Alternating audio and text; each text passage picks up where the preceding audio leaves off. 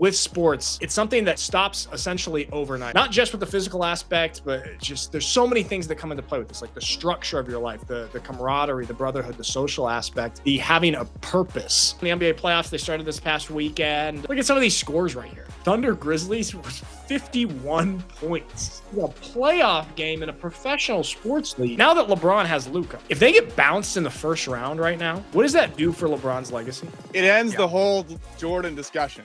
It ends it. It's over. That's not to say like MJ didn't chirp at refs, dude. Yeah. It was MJ. He got calls. I thought, like, man, am I just delusional? And I'm trying to defend him a little bit on this show. It makes it hard to defend. You can have an opinion and it not be like a total degradation of what the guy has done so far in his career. Coach Mazzulla, he's a dog for saying this to his own superstar, making sure that he knows, hey, don't be on a knee, don't be on the ground. How about you get up? Trainer, don't go to him. He's just lying there. He's fine. This is a little bit of a sad story coming out of the football world. Justin Blackmon, former two-time Biletnikoff Award winner. That's the best wide receiver in college football. He's one of only two wide receivers to ever win the award twice. 5th overall draft pick to the Jaguars. And he had a bunch of off-the-field issues that really cut his professional career short. And he was arrested and booked on public intoxication charges, and his mugshot went pretty viral for a reason, obviously, because of like his appearance, obviously looking way different than he looked when he played, and just the fact that this has been a really sad story of a guy with so much potential who really was kind of on top of the football world, the sports world in college, and then just didn't live up to it and kind of fell off. Here we're kind of, it seems like a little bit of a rock bottom moment here. But this can like really spark a deeper conversation about sports and being an athlete. But I just want to get your guys' thoughts on this first of all, and before we dive into that. Yeah, this is a tough look. I know all three of us have at least some tangential connection with guys who go through, call it an identity crisis when things don't go their way on the field or court. It sucks to see this on such a grand scale. And we get that a lot with, call it like celebrities and everything like that, you know, the infamous Robert Downey Jr. and so on and so forth. Like that, it happens in that world. But when you see it happen to sports guys, for some reason, it almost strikes a different chord, a deeper chord, because their entire person, their entire being, everything from toddler ages up till, you know, the early 20s has been all about sports and ball, most likely. And once that gets ripped away, especially because of your inability to perform or perception of being unable to perform on the field, that's got to be such a terrible cocktail to swallow. Yeah. I mean, just so hard when you were this guy was on top of the college football world. And like he said, he had, I think in college, he had a couple issues, off the field issues. I don't know if he got suspended in college, but even right when he got drafted in the NFL, he was suspended, I think, for the first 4 games. But even after that, like he did produce a bit in the NFL. But Scott, this kind of like touches on the point that you were making in terms of identity for athletes. And I mean, all of us played sports for a very, very long time. And with sports, it's something that doesn't stop gradually. It stops essentially overnight. I know maybe you can see the end coming, but there goes from one day to the next where you're an athlete to where you're not, or you're not being able to be on the field and have this part of your identity. That's a huge, huge part of your life. Not just with the physical aspect, but just there's so many things that come into play with this, like the structure of your life, the camaraderie, the brotherhood, the social aspect, the having a purpose aspect of all of this. And with a story like this and him just having this, I don't know if I want to call it taken away. I do have another question on it. It is taken away, but also at his own hand because of the decisions he made. Now, I do want to ask you guys, where do we draw the line between like empathy for a guy like this who struggled with substance abuse issues and probably a lot of mental health stuff, and also taking some responsibility for the situation that he's created? Like, how do you balance that? Well, you come in with empathy and understanding. That's the only way to come in. That's the only way to get through to somebody like that. You can't come in to somebody who's struggling like this and say responsibility. No, you come into somebody with empathy with their problem, because these are people who feel like they can't be understood when they slip into these kind of holes in life. It's because they can't identify with anybody that can identify with the pain is their perception. So you come in with empathy and understanding so that they feel like, okay, maybe somebody out there could understand this. And once they feel understood, okay, now their feelings are validated. once their feelings are validated, then they can begin the process of responsibility. Yeah. So they have to feel, to some extent, that the emotions in the spiral was kind of warranted. So they don't just feel like I'm a piece of shit. I'm a piece of shit. It's like, no, it's so understandable why you would be here in this position. The emotions that led you are understandable and valid, but from here now, so you come in with understanding, then you come out with responsibility. This isn't unique to athletes whatsoever. I agree with Mikey. In this day and age, it's like athletes seem to have a specific difficulty with this because, one, we're in the day and age of media, just media hype left and right, and you're told that you are God's greatest gift to the earth, and so on and so forth. And then, as I mentioned before, even when we were talking about Nico and all of his troubles in the NIL and the transfer portal and everything like that, when you get everybody telling you something for so long and just hyping you up, you start to believe it yourself, unless you are truly solidified in your own personal identity and have that structure. And not many guys do in college. I like, not to make this anecdotal or anything like that, but I definitely face this identity crisis sooner than most. A lot of guys who are blessed with athletic capabilities beyond mine had an opportunity to potentially go to the NFL. Mine ended probably sophomore year of college, where I was like, oh yeah, this is probably not going to be my career. Let me start figuring out what's going on. Like it all depends on when it happens to you and your ability to just, as you were saying, Nick, see the writing on the wall, or at least see it coming and be able to adjust. But sometimes it just, it happens overnight, and it's very difficult to adjust, and it can break a lot of guys. Just as you said, Scott, I mean, you had the identity crisis. I also had it kind of 2 times. So I basically stopped playing football 2 times after college, when I just moved to Los Angeles, started film school, and okay, I'm done playing football. That's it. And I just cut it off clean. And I thought, oh yeah, I'm totally fine. I got my fix of football. And that first year not playing, I had no idea who I was. And it took a while to like put a finger on. I'm like, what's wrong? Like, I'm at my film school. It feels great, or it seems like it would be great. This is exactly what I wanted, but I felt so lost and kind of empty. And then this is when I hopped back to Germany to go play football for another 7 or 8 years. And then luckily, because I had that experience of knowing like, okay, I got to have something when I transition out, that I was lucky enough to be able to kind of phase out and know, okay, I'm going to transition out of sports. These are the things that I have to try and keep in my life or have some sort of other purpose. But I think it's something that everybody who's played sports or has some sort of passion and then it's gone experiences, especially a guy like this, man. I mean, this dude was supposed to be an NFL great.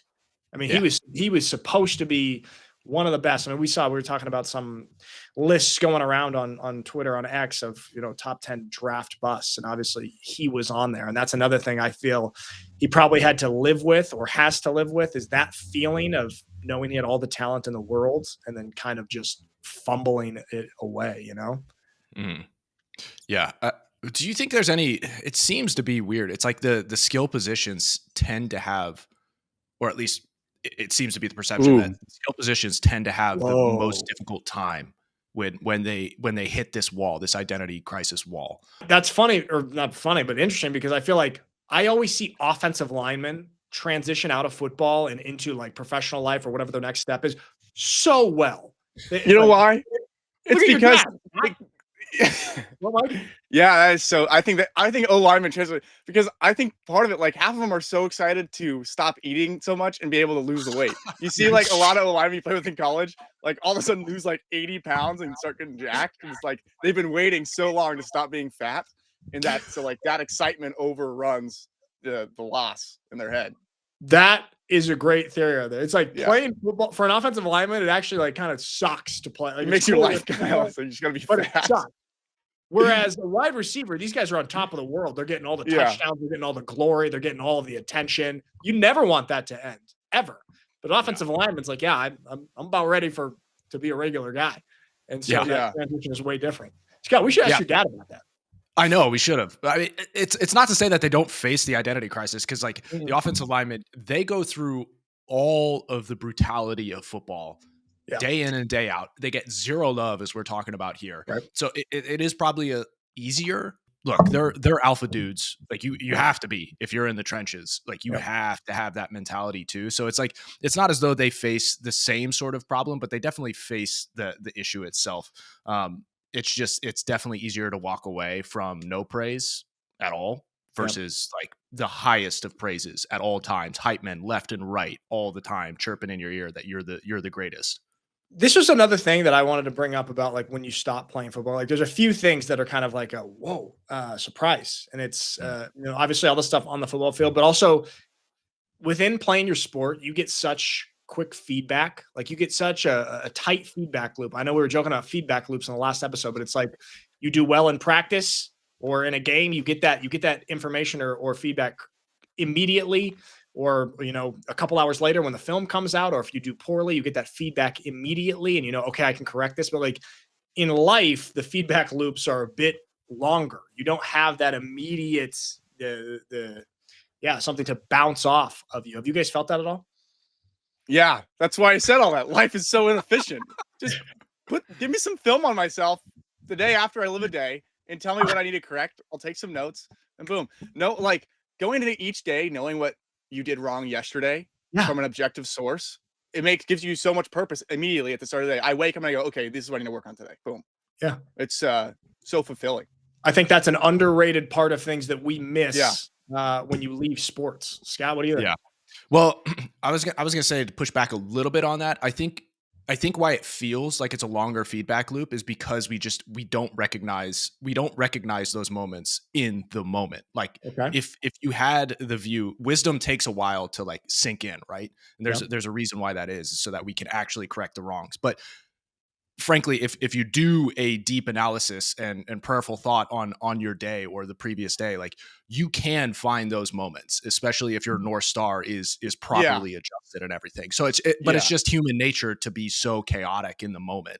Right. Okay. That's why it feels like it's longer. But here's the difference. The difference is you're not watching yourself objectively on tape with somebody else correcting. Like it'd be like if you could show me tape on my mistakes during a day right now at the end of the day, that'd be great. Well, it's like seeing yourself. It's like filming your own golf swing and then watching it versus just swinging and thinking in your head what I just did. Yeah, it is different, Scott. I know what you're saying, but to push back on your pushback, unless you have a life coach, which I don't think any of us have a life coach, telling you exactly like, hey, you did this well, you're on the right path here or not.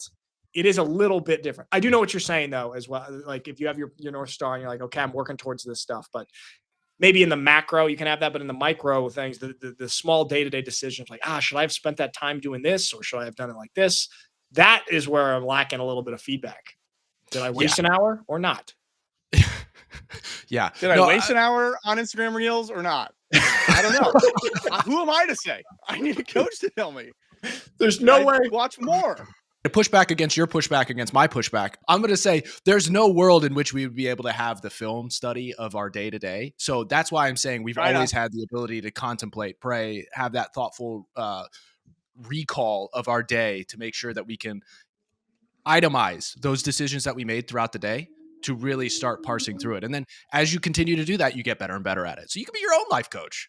Okay. All right. I hear what you're saying. So it said as you transition out of sports, you've gotten all that feedback, that immediate feedback from your coaches all these years, and now you are ready to have a bit of a internal, reflective, prayerful feedback loop that you have to kind of drive. Yeah, and it takes practice. Definitely doesn't happen overnight. Wow. Okay. Mike, we got to practice. I'm pretty lenient with myself, so we'll see. I'm kind of a player's coach for myself. Yeah, with your players coach. He's getting along with everybody. He's cool. What's going on, guys? Coach Mike. A real glue guy here. Hey. Yeah. Nobody has to feel bad about their decisions. Everyone, you'll figure it out. All right. Speaking of kind of like this mentality stuff that comes with sports, I wanted to touch on this because there's a huge mental aspect to what Justin Thomas did this past weekend. He won the RBC Heritage, and it was his first major win in 3 years. And here we go. There we've got his walk-off play. We'll do it without the sound. Without the sound, so we don't get copyrighted. Bang. Looks like me out there, right, Mike? Yeah. If his MCL was a little wobblier. Well, How dare you bring up my wobbly MCLs that I refuse to fix or do anything for? But this was really, really cool. Also, this was I think the first time ever that there were back-to-back majors that went to playoff holes in subsequent weeks. So a little bit of history there. But Scott, will you throw up his interview here, because it's interesting what he talks about of how he really, really improved his putting. The more I was talking, I'm like, I don't do any of the things that I used to do my best putting years. Like 2017, 18, I was very, very regimented of the things that I did, and how he said it is I had a home base and I had no home base. I had things that I did, but it was a very vague bag of things, and there was no consistency to it. It was more of the questions he asked made me realize that I'm trying basically too hard, and I'm trying too many different things. You know what I take away from this real quick before I get your thoughts? Progress or change for the sake of progress or change is pointless and stupid. If it works, stick with it. If it ain't broke, don't fix it, as they say. If it ain't broke, don't fix it. And you have to say it in that accent. Scott, what are your thoughts there? Well, my thoughts, going back to our historical tee-off to this whole thing, was that's probably what they were going with, that train of thought in the Dark Ages. And if it ain't broke, don't fix it. And then came the Renaissance. It broke it. Fixed it. Yeah, got it. God, Scott was waiting for that one, Mike. It's really set him up. You can't cut the Renaissance. How are you supposed to argue pro Dark Ages? Yeah, Scott is so pro Dark Ages. It's unbelievable. He hates the Renaissance. Scott, you're going to have to keep the Renaissance bit in for this to make sense. Yeah. No. I got to throw this up, his winning percentage here, because I think it'll dovetail well with that speech. Yeah, only 6 players have won 16 plus times on the PGA Tour, including multiple majors before the age of 32. In the company that he's in here, Arnold Palmer, Jack Nicklaus, Johnny Miller, Tom Watson, Tiger Woods, and the man of last week, Rory McIlroy. So he's in sort of this greatness conversation right here. But it's just like, it's kind of inspiring again. I mean, you just like we talked about with Rory last week, like you can go on a drought, you can have problems and not have success for years and years at a time. Yeah. And then get back to where you were, you know? We saw it last week with Rory. We see it here with Justin Thomas, going through those droughts in your career. And it's not to say that they weren't like playing at high level. It's not like Justin fell off the face of the earth. He just wasn't getting in that top finish position. So, it's just really cool to see a guy get over the hump once again. Well, Scott, I'm now going to grab a nugget of what you said there and push back on one of your previous claims. Okay, we're talking about feedback loops and getting information and criticism to try to improve yourself here. How did Justin Thomas do it? Somebody external asked him these questions, gave him sort of a feedback loop. And it's tough for some people to just do all of that internally. And I think honestly, Justin Thomas was struggling with that for years until somebody external came and gave him some of that coaching that we lose overnight from being athletes. What do you have to say? How do I reconcile those two things? How do you reconcile these? Well, the way I would respond to that is that he did have it within himself to ask that simple question of himself and find that answer. So it's a matter of what was my input, what's the output, and then trying to pit those two things against one another over and over again to where he could have ended up at the same answer. Granted, that's very difficult to do. So he maybe needed a push after 3 years of not getting to the top. Scott, is it fair to expect everybody to be as mentally elite and strong as us here on this show to be able to ask those questions from themselves without an external source? Do you think that's fair for the broad population of the earth? I think after a certain age, yes, it's absolutely fair to expect that of somebody. Like you have to enter into the age of adulthood at some point in time. No, that I'm actually with you on that. I'm being a little bit of a devil's advocate there.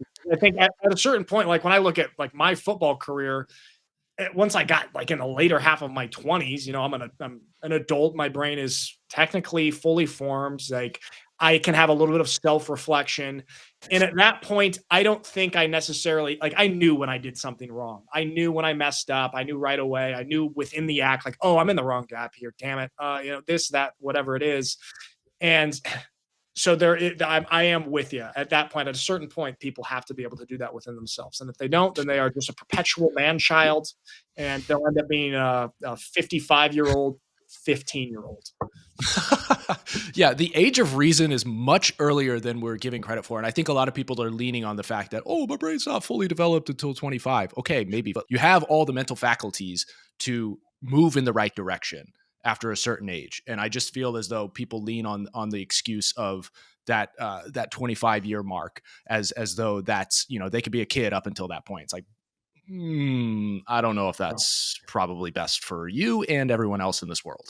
So there we have it. Justin Thomas was a man-child unable to have self-reflection on his putting game until finally this past weekend when he was able to put it all together. So congrats to him. All right. It is nuts to see 16 wins before 32 because if you eliminate those past 3 years, he did that by 29. So he had 15 at 29. I know. It is nuts. And I didn't want to bring that up because I'm 32 and it makes me feel like a loser. So... Okay. Did you have to bring that up, Scott? All right, for you and me. I mean, Mikey can feel fine in this segment. I feel good. Really good. Years old. I got plenty of time. You got plenty of time to win. Actually. Yeah, to win all of your masters. All right. Let's touch a little bit on the NBA playoffs. They started this past weekend. Look at some of these scores right here. I mean, what was the Thunder Grizzlies was 51 points. A playoff game in a professional sports league. I think that I read that was the 5th largest point differential in an NBA playoff game ever. It's like, yo, what is that? So a little bit of a dud here, except I like that the Rockets Warriors game. I mean, Rockets at 2 seed, the Warriors 7 coming off the play-in game, being way, way older. I saw this graphic of the amount of playoff games that the Warriors starting lineup had versus the Rockets starting lineup. And it was just an astronomical difference. The experience. So this, to me, this Warriors Rockets game 1 was a little bit of experience over talented young guys. You hear that, Mike? Talented young guys? That's all I heard. Okay. Yeah, there it is. Good. Scott, what's your take on these? Well, I love the fact that the final score of this Rockets Warriors game ended up being 95-85. That feels so reminiscent of the late 90s, early 2000s ball where it wasn't just like pop a shot as we've been talking about. And it's kind of ironic that the Warriors are the ones that were still held to below 100 points, being as good and proficient as they are at the 3-point shot. Like you were talking about this Warriors Rockets game that ended up being under 100 points. For each team, really reminiscent of the 90s, early 2000s ball. This morning, I was watching a lot of 90s, 2000s basketball, like Michael Jordan highlights, some of the early Bulls, the 90s Bulls. And we've been talking so much about who's the GOAT since this debate that everybody loves to hit on. And I wonder here, Scott, if you'll throw this up, now that LeBron has Luka, one of the other best players in the NBA, top 5 player in the NBA right now, he's probably going to be a Hall of Famer. If they get bounced in the first round right now, what does that do for LeBron's legacy? It ends the whole Jordan discussion. It ends it. It's over. Yeah. Okay. Yeah, I would 100% agree with that. It's like everybody always harps on, MJ wasn't alone when he did this. He had all-stars on his squad, Scottie Pippen being the top most, Dennis Rodman being another, and so on and so forth. Tony Kukoc and even Steve Kerr and all those kind of stuff. Yeah, there were guys that left here and there over his span of winning streak, 6-0 and everything like that. But LeBron has done it at multiple organizations for multiple stretches of time, even within the same year. Like, dude had AD, now he has Luka. Now, like, within one calendar year, this guy is doing this. And if they lose this, it's damning to say the least. Okay. But I hear you on that. What do you say that to people who compare this? I mean, LeBron's now 40 years old. Compare this to the Jordan Wizard years. It's like he's 40 now. Does it really even matter? Can we not just look back at everything that's happened already? Yeah, I mean, it's always interesting when people bring up the Wizards stint for Michael Jordan, because he was still averaging 20 and 5 or something like that. So he was like still balling out at that age. Granted, the only reason he really came back, or like speculation is the only reason he came back, was because he wanted part ownership in the Wizards. And he was trying to purchase it, but the owner at the time wasn't willing to give any of that up unless he played for the team, because he wanted MJ to kind of like spark and juice revenue, so to speak. So, he kind of jumped back into it. And also looking at MJ's career, it's like the start stops. LeBron has been, which is a testament to his longevity, he has been healthy for the majority of his career, if not all of his career. MJ took a leave of absence, came back, won 3 more. He took a leave of absence, came back and put up those numbers in the NBA with a younger crew that was coming through. So like there's a level of impressiveness to his career that I don't think is apples to apples with LeBron. And it's hilarious here seeing this guy saying it literally doesn't. It actually does, man. Like this actually throws things into question. Yeah. I want you to throw up this thing that I just highlighted, please. Because you can compare LeBron and MJ all you want. Everybody loves to do it. And it's very of the moment, and it's very dependent on your generation for a lot of people. But I don't know if we would ever see Michael Jordan knees. Oh my gosh. Begging an official for a call. And Scott, there's a better one. There's a better image of it over there to the right. That one. This looks like a Bigfoot photo from 1990. Yeah, I mean, somebody took that on their Motorola Razor. Yeah. They had it. There we go. Oh, there we go. Enhance it. Enhance. This should be LeBron's statue in LA one day. I know that this is just a single moment here, but does this not say a lot? You can't imagine Michael Jordan doing that. You just can't fathom it. This has become kind of on brand with LeBron. This kind of attitude and just complaining, and it's just a much weaker mentality. Yeah. This isn't one moment in time, right? We've seen this multiple times, and we just highlighted one of the plays too. I think they were against the Celtics toward the end of the regular season, where it was a drive on the baseline. I forget who it was. Most likely Tatum taking the ball down on the baseline, and there was somewhat of an arm that was thrown out, and it was as though he took a haymaker from Tyson Fury or something, and he hit the ground, writhing on the ground as though he were knocked out. It's just the theatrics of this is frustrating. That's not to say like MJ didn't chirp at refs, dude. Yeah, it was MJ. He got calls and everything like that, but it was also a much more physical game than this. He also did it from the stature, standing on his own 2 feet, like an adult human being. You guys ever heard like people talk, like girls talk, how like, oh yeah, I really liked him, but then I saw him fall down or trip or something. I could never look at him the same way because he appeared weak to me. Okay, this is how I feel about LeBron, right? Nick, are you telling us? I have never encountered that. With those things.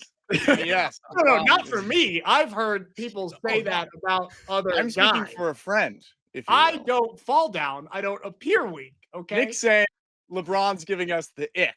As LeBron is giving me the ick with this posture here. Okay. Body language speaks a lot.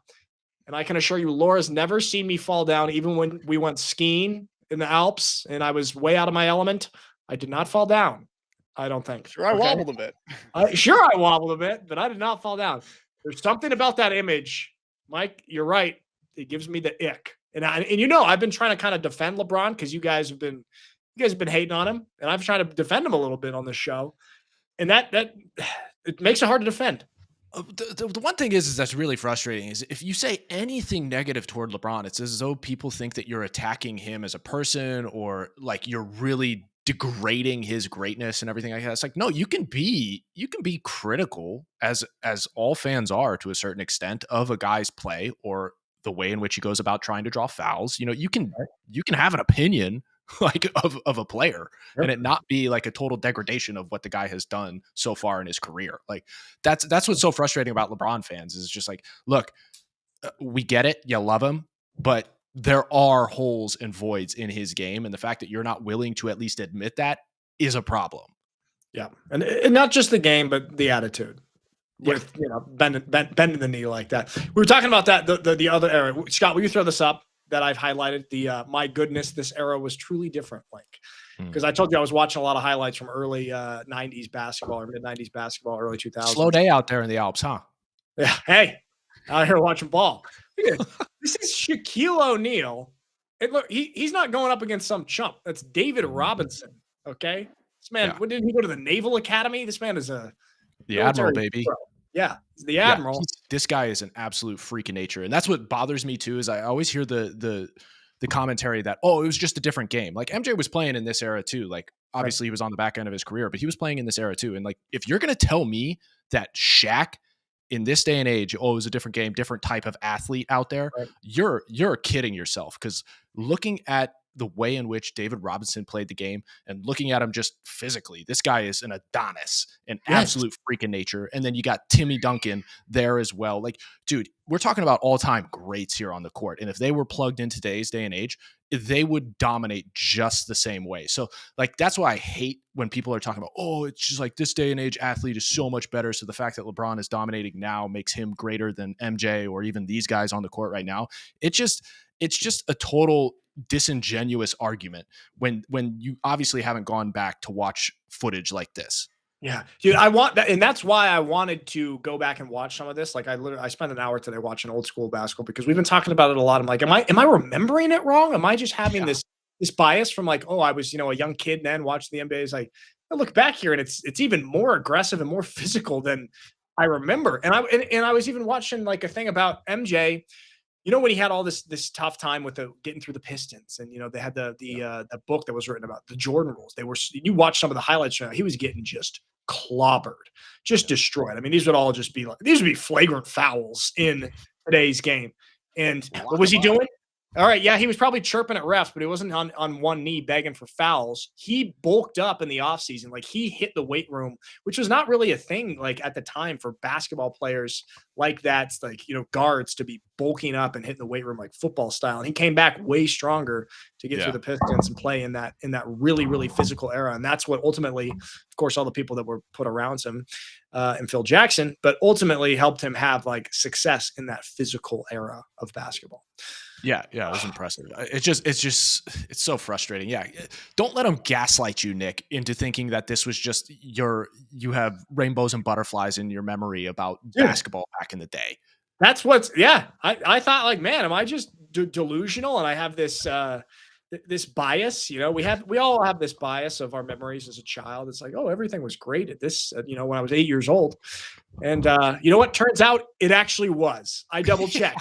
32. My brain fully formed, me being able to reflect. That basketball was physical as hell and very impressive. Yeah. Last thing on the docket here, talking about MJ mentality. We're talking about Paul Skenes, the Pittsburgh Pirates, the pitcher, who is absolutely incredible here. And I mean, you had a tweet that you put up or responded to this past week because this dude is an absolute baller. Yeah. And they're making a huge deal about his bobblehead day. Like, there's a huge line of people coming to their game, and they're making just like they're asking him questions about his damn bobblehead. Let's take a look here at this interview of these reporters asking him about it. A whole lot more to get. I know you're busy preparing for a start before the game, but did you happen to see the lines of people waiting to get in here to get your bobblehead? They reached across the bridge and into downtown. I didn't. Yeah, I saw the full stadium. That was cool. But I didn't see all that. What's it mean when you just hear it now that people were waiting in lines that were, again, across an entire bridge, across an entire river to come see you play? Yeah, I mean, it's cool. Wish we would have gotten them a win. Did you get a look at the bobblehead? Yeah, I saw it a while ago. It's a bobblehead. Is it close? Does it look like you're in? I don't know. It's a bobblehead. I don't know. Imagine you study journalism. Imagine you do this. You have this dream. I want to be a sports journalist, and you get into the MLB, and you get access into the locker room, and you get access to the locker room to talk to one of the best pitchers in the MLB. And this is what you're asking him repeatedly, clearly. Read the room. After the first question about the bobblehead, he's like, I don't want to talk about the damn bobblehead. Clearly, if you have any emotional intelligence, you understood that. They went on to ask him 4 more questions about the bobblehead. This dude is pissed off. They just lost the game. Scott, what are your thoughts? Well, it's hilarious because to your point there, the journalism, there were 4 questions as we were watching in that clip right there, 3 of which were about the bobblehead. One of which was talking about, hey, what does it feel like to see that many people lining up to come see you play? That was the only question that needed to be asked. That's it. Bringing in the bobblehead to a professional athlete, especially as you're saying, a guy that's here just to talk ball and only cares about ball, is everything we've seen from him, even with Livy Dunn and all that kind of stuff. Like, this dude is so hyper focused on just throwing the ball, and that's it. And like, you're sitting here talking about a bobblehead. Like, honestly, it's a little disrespectful, and he's too good of a dude to just be like, all right, I'm done, and walk away. Yeah, but I kind of wish he did that. I mean, he kind of did when he's just like, I don't know. It's a bobblehead. It's not really my thing. I'm a professional pitcher. Have you seen what I like? By the way, can we throw up, Mike? I don't know if you've seen this, Mike. Can you throw up the clip of his pitches, Scott? These are 4 of his different pitches overlaid in one. Just like, okay, what is that? Halfway to the plate, and they're damn near in the same spot. Yeah. And they all end up here. Just for a batter to have to experience this. The movement within the final 15 feet is insane. Yes. Like Insane. that's one of the most impressive skills in sports. Like I'm not a huge baseball guy, but I do think elite pitchers that's an incredible skill. What bothers me and what we have here is like, hey, this would be kind of a cool thing for the MLB to tweet out, wouldn't it? Yeah. But instead, what does the MLB tweet out about Paul Skenes? They took a note from the reporters in the locker room, and they tweet about the bobblehead. And I think that this is, look at this line in Pittsburgh for Paul Skenes bobblehead day, as if all these people are here just to get a bobblehead and that's all they care about. I find this type of social media management to be a broader problem and a reflection of a lot of, Mike, I'm sorry to say it, Gen Z social media That's manager. fair. Okay? Because I'm seeing a lot of this and it's silly and it's weird and I don't get it. What do you guys think? Like, why are you not trying to promote the sport and the elite performances here? It's also, it says that they think so little about their viewers that they think the bobblehead in front. They want to watch the bobblehead video. They don't care about the actual sport. Yeah. They're also diminishing their own product. Yeah. Like, the only reason we have this line is because we're bobblehead? giving out bobbleheads. It's You're like a they're dealing bobblehead, with idiot? toddlers. They're trying to Yeah. trick us. Here's a trinket. Come view Here's a this thing. trinket.